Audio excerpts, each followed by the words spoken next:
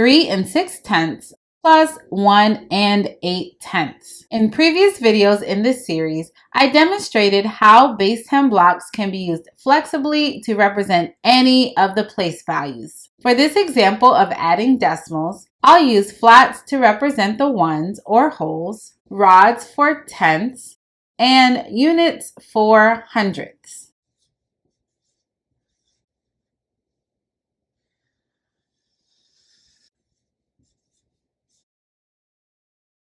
For 3 6/10, I'll place 3 flats and 6 rods.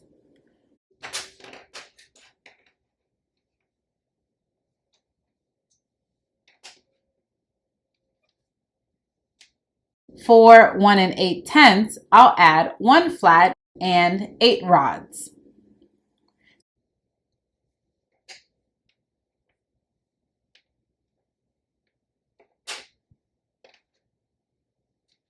Now let's add. In the tenths place, 6 rods plus 8 rods is 14 rods or 14 tenths.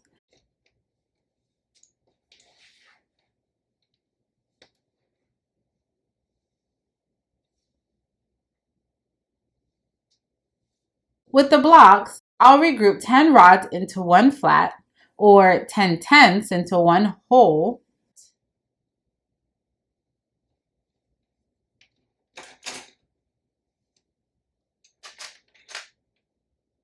And move that flat into the ones place, leaving 4 rods remaining.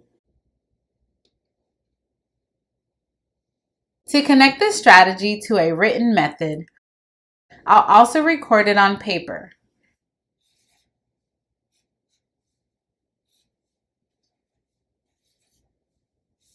Six plus 8 equals 14. I'll write the 4 in the tenths place and regroup the 1 into the ones place.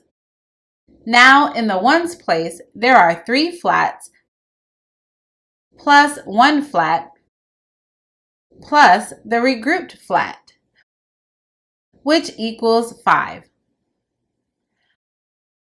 On paper, that matches as well. So the sum is 5 4/10.